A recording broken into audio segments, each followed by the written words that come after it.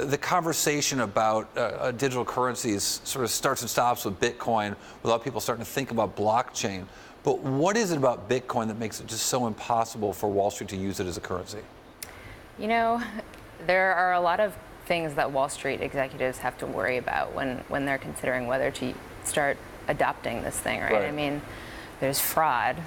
I mean, these banks have regulations. They have anti-money laundering regulations. And big banks are seen as a place where people can safely put their money.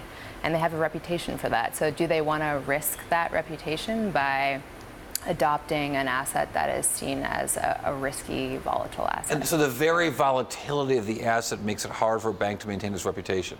Yes, yeah.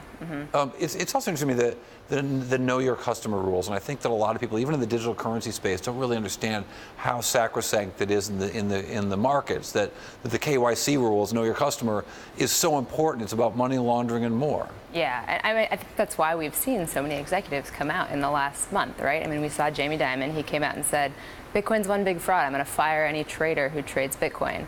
We saw Larry Fink come out and talk about how Bitcoin... CEO of BlackRock. Yes, CEO of BlackRock, come out and talk about how much Bitcoin is used in crimes. We had the chairman of UBS come out and say that he's skeptical.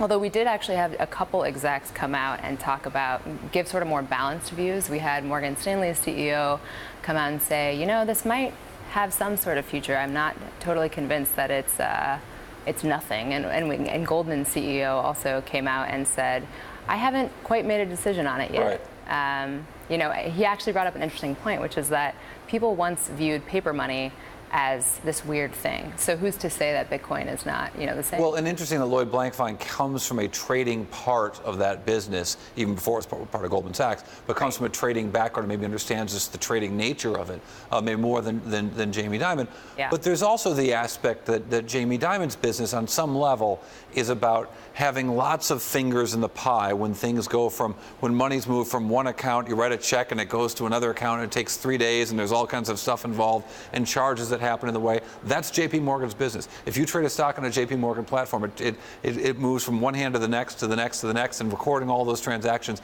is a part of JP Morgan's business. If blockchain can take all that away, JP Morgan loses all that business. Right. I mean, that's when you think about why Bitcoin was created in the first place. Like, it was created to, in a way, displace these centralized big banks. I mean, why use a big bank if I can just give you money instead of going through the bank to give you money? I mean, that was the whole point of Bitcoin. So it's obviously like smart of these banks to be thinking about this as a potential risk.